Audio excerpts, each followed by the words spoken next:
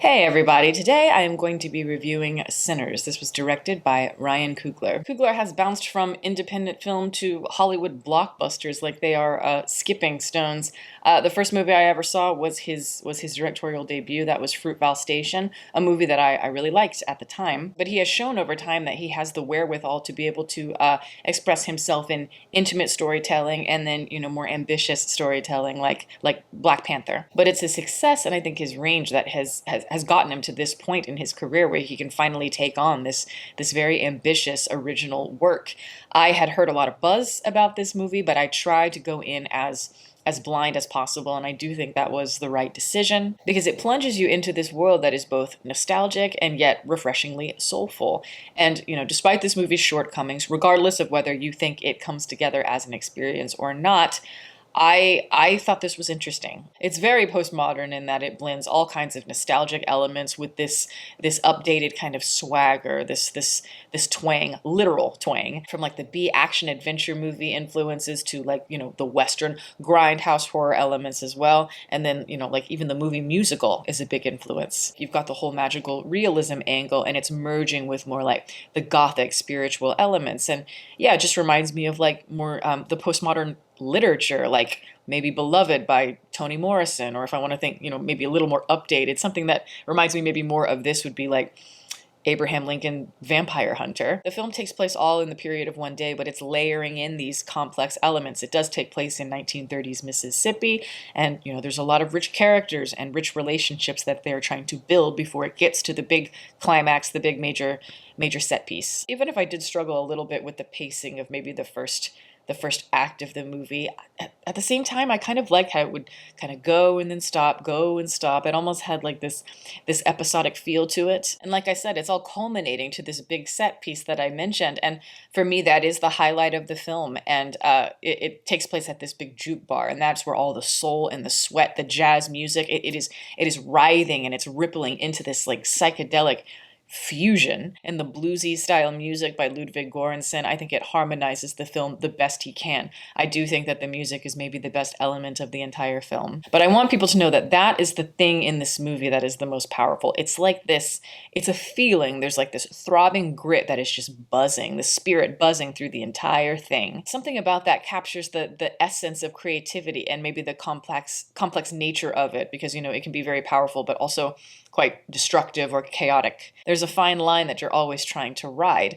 This film is beautifully shot as well. I think the fluidity of the camera editing and all of that, there's some strong performances as well. I don't want people to misunderstand. I think this film is very entertaining. It hits all the beats you could want, I think, if you're looking at this on a surface level, because it's rousing and it's funny and it's got, some attitude and some spark to fuel the fire. Like I said, a lot of talent is on display here, but when I look a little bit closer at this movie, that's when some of the flaws start to come to the surface. As exciting and as vibrant I think as this movie can be, it rarely surpasses that initial intrigue that I have. I think I want my eyes to be bugging out a lot more, because it's like you've got this premise of like the vampires and the blues music and the dancing. And again, the swagger, I think it just needs to go berserk, bolder than bold for the point to come across. And that's the thing about postmodern films, postmodern literature, whatever. I think it requires a certain attitude to be able to step, from one genre to the other in such a way, be able to straddle them all. I'm just not sure if it's as confident or charismatic as it needs to be for a movie and a story of this scale. At times it feels a little bit too telegraphed or too staged, and again, maybe just too conscious of the grindhouse elements and, having to merge that with more the gothic elements and the humor. I mean, it's a tall order. And again, it's like I applaud him for going there. I just don't know if he's quite there. And with Michael B. Jordan, obviously he's, in this film and he's a frequent collaborator with Coogler. There's something about him as an actor that just doesn't click for me. I don't want to speak for him because I don't know that much about him, but it feels as if he's more enamored with like the prestige of being like the movie star. Like he is trying to, puff out his chest, as I like to say. Like he's trying to match a certain charisma without maybe the effortlessness or the authenticity behind it. It's just slightly too performative. And there's something about that I don't know, it contributes to the energy of the entire movie for me. Don't get me wrong, he's clearly talented and he has charisma certainly to a degree. And I do think this is his best performance, at least that I have seen him in. But again, it's like he doesn't come fully alive as a performer here, as the twin characters, he's playing a twin here, or as like, the big action star either. And I don't think he's the best choice to play a twin just because again, he's more that like movie star. He's not somebody who has that I consider to be versatile.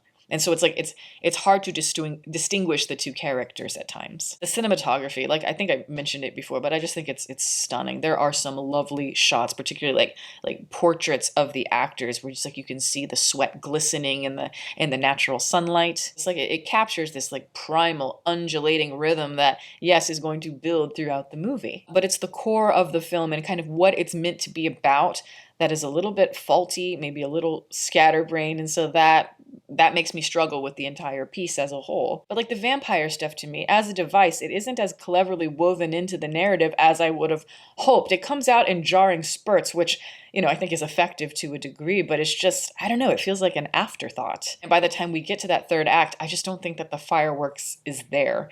This movie honestly reminded me a lot of Babylon, but like minus the desperation. And I mean that weirdly in a good way. There is a desperation to Babylon and just like this balls out relentlessness. And yeah, I just think Sinners is too clean, too nice and tidy. And the racism elements, that's another thing that to me, it doesn't feel woven into the fabric of things. It feels tacked on very last minute. To me, the more interesting aspects of the narrative, I think could have existed in the spiritual elements when it comes to like the need to express yourself and have this freedom, but at the same time, there is a risk to that, and you can maybe lose your moral center. Finding a way to bring that into maybe like the classic triumph of good over evil story, I think would have been fantastic and cohesive. But as it exists, it just feels thinly sketched when we're talking about God, the devil, racism, and again, adding on the vampire metaphor to it. It's not in step when everything is working together. There is just this symmetry. Yes, I am being tough on this film, but I do see that in this instance as a compliment just because I was